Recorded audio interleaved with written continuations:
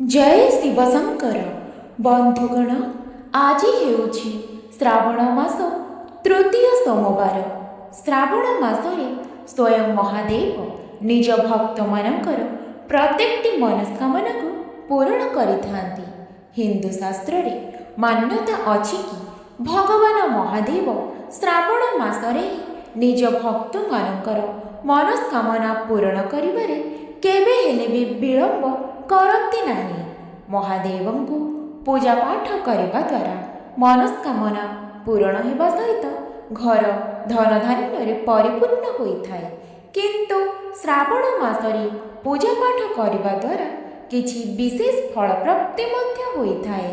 स्वयं महादेव निजे कहते जे आज यही चमत्कारी प्रभावशाली मंत्र को जो भी व्यक्ति श्रावण करिब सेही व्यक्तिर मनर जेकोसी जेते बड़ इच्छा थाउ भगवान महादेव आज निश्चय पूर्ण करदेवे। जदि आपणकर किछि मनस्कामना को संगे संगे पूर्ण हेउ बोली चाहुछंती तेबे थरे एही मंत्र को श्रवण करंतु। आपणक मनरे थिबा प्रत्येकटी इच्छा को महादेव निश्चय पूर्ण करिवे। जदि भगवान महादेवंकर आशीर्वाद चाहुछंती तेबे भिडियोटी को लाइक करी कमेंट रे हर हर महादेव लिखंतु। ओम नमो भगवते नीलकंठाय त्रिनेत्रं तत्पुरुषाय भस्मागं गौरीकेशाय महादेवाय मनोवांछितफलं देहि देहि स्वाहा। ओम नमो भगवते नीलकंठाय त्रिनेत्रं तत्पुरुषाय भस्मागं गौरीकेशाय महादेवाय मनोवांछितफलं देहि देहि स्वाहा। ओम नमो भगवते नीलकंठाय त्रिनेत्रं तत्पुरुषाय भस्मागं गौरीकेशाय महादेवाय मनोवांछितफलं देहि देहि स्वाहा। ओम नमो भगवते नीलकंठाय त्रिनेत्रं तत्पुरुषाय भस्मागं गौरीकेशाय महादेवाय मनोवांछितफलं देहि देहि स्वाहा। ओम नमो भगवते नीलकंठाय त्रिनेत्रं तत्पुरुषाय भस्मागं गौरीकेशाय महादेवाय मनोवांछितफलं देहि देहि स्वाहा। ओम नमो भगवते नीलकंठाय त्रिनेत्रं तत्पुरुषाय भस्मागं गौरीकेशाय महादेवाय मनोवांछितफलं देहि देहि स्वाहा। ओम नमो भगवते नीलकंठाय त्रिनेत्रं तत्पुरुषाय भस्मागं गौरीकेशाय महादेवाय मनोवांछितफलं देहि देहि स्वाहा। ओम नमो भगवते नीलकंठाय त्रिनेत्रं तत्पुरुषाय भस्मागं गौरीकेशाय महादेवाय मनोवांछितफलं देहि देहि स्वाहा। ओम नमो भगवते नीलकंठाय त्रिनेत्रं तत्पुरुषाय भस्मागं गौरीकेशाय महादेवाय मनोवांछितफलं देहि देहि स्वाहा। ओम नमो भगवते नीलकंठाय त्रिनेत्रं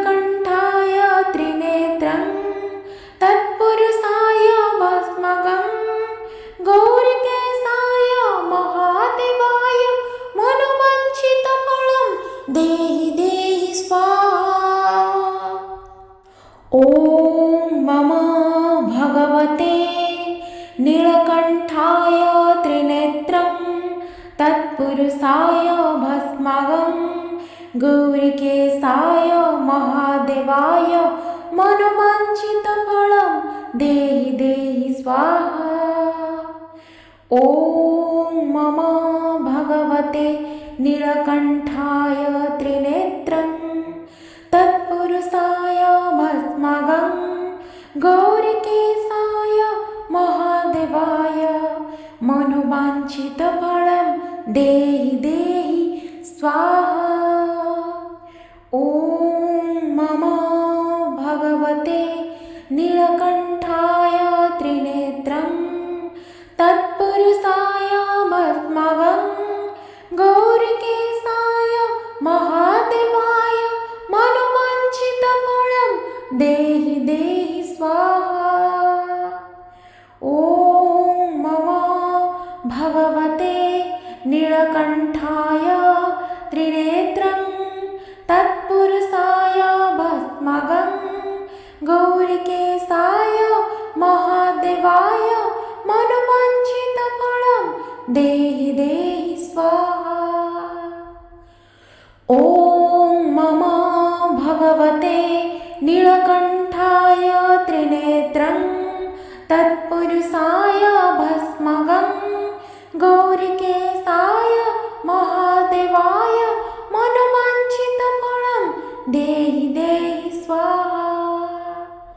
ॐ मम भगवते नीलकण्ठाय त्रिनेत्रं तत्पुरुषाय भस्मागं गौरीकेशाय महादेवाय मनोवाञ्छितफलं देहि देहि स्वाहा।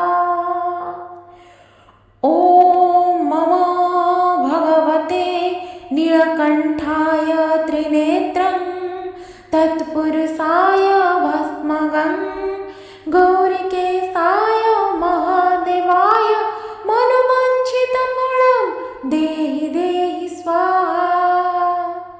ॐ मम भगवते नीलकण्ठाय त्रिनेत्रं तत्पुरुषाय भस्मागं गौरीकेशाय महादेवाय मनोवाञ्छितफलं देहि देहि स्वाहा।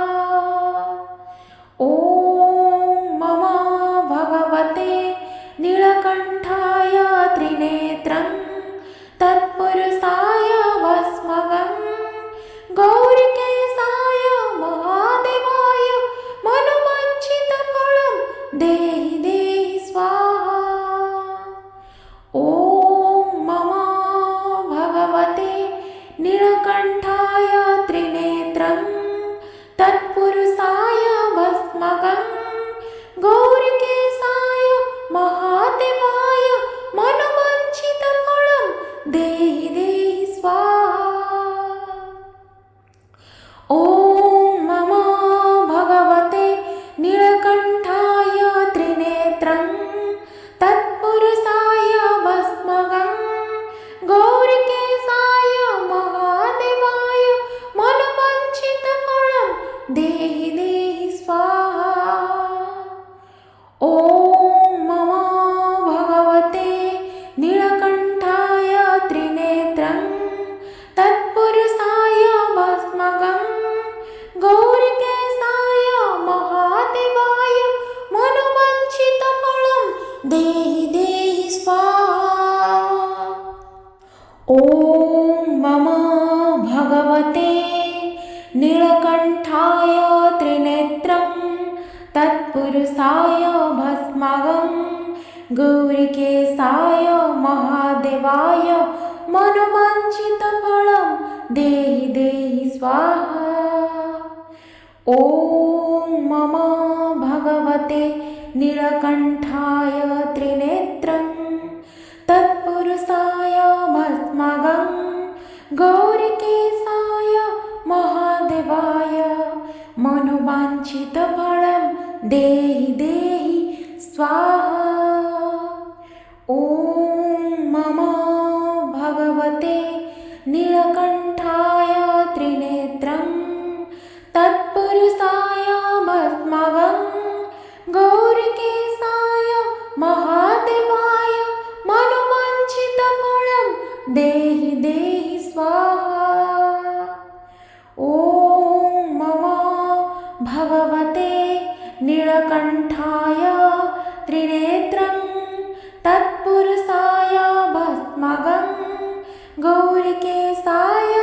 महादेवाय मनोवाञ्छितफलं देहि देहि स्वाहा। ॐ मम भगवते नीलकण्ठाय त्रिनेत्रं तत्पुरुषाय भस्मगं गौरिकेशाय महादेवाय मनोवाञ्छितफलं देहि देहि स्वाहा।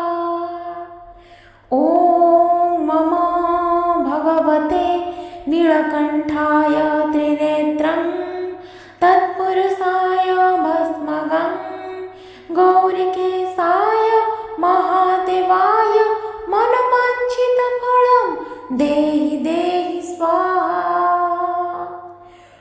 ॐ मम भगवते नीलकण्ठाय त्रिनेत्रं तत्पुरुषाय भस्मगं गौरिकेशाय महादेवाय मनोवाञ्छितफलं देहि देहि स्वाहा। ॐ मम भगवते नीलकण्ठाय त्रिनेत्रं तत्पुरुषाय भस्मगं गौरिकेशाय महादेवाय मनोवाञ्छितफलं देहि देहि स्वाहा। ॐ मम भगवते नीलकण्ठाय त्रिनेत्रं तत्पुरुषाय भस्मगं गौरिकेशाय महादेवाय मनोवाञ्छितफलं देहि देहि स्वाहा। ॐ मम भगवते नीलकण्ठाय त्रिनेत्रं तत्पुरुषाय भस्मगं गौरिकेशाय महादेवाय मनोवाञ्छितफलं देहि देहि स्वाहा। ॐ मम भगवते नीलकण्ठाय त्रिनेत्रं तत्पुरुषाय भस्मगं गौरिकेशाय महादेवाय मनोवाञ्छितफलं देहि देहि स्वाहा। ॐ मम भगवते नीलकण्ठाय त्रिनेत्रं तत्पुरुषाय भस्मगं गौरिकेशाय महादेवाय मनोवाञ्छितफलं देहि देहि स्वाहा। ॐ मम भगवते नीलकण्ठाय त्रिनेत्रं तत्पुरुषाय भस्मगं गौरिकेशाय महादेवाय मनोवाञ्छितफलं देहि देहि स्वाहा। ॐ मम भगवते नीलकण्ठाय त्रिनेत्रं तत्पुरुषाय भस्मगं गौरिकेशाय महादेवाय मनोवाञ्छितफलं देहि देहि स्वाहा। ॐ मम भगवते नीलकण्ठाय त्रिनेत्रं तत्पुरुषाय भस्मगं गौरिकेशाय महादेवाय मनोवाञ्छितफलं देहि देहि स्वाहा। ॐ मम भगवते नीलकण्ठाय त्रिनेत्रं तत्पुरुषाय भस्मगं गौरिकेशाय महादेवाय मनोवाञ्छितफलं देहि देहि स्वाहा। ॐ मम भगवते नीलकण्ठाय त्रिनेत्रं तत्पुरुषाय भस्मगं गौरिकेशाय महादेवाय मनोवाञ्छितफलं देहि देहि स्वाहा। ॐ मम भगवते नीलकण्ठाय त्रिनेत्रं तत्पुरुषाय भस्मगं गौरिकेशाय महादेवाय मनोवाञ्छितफलं देहि देहि स्वाहा।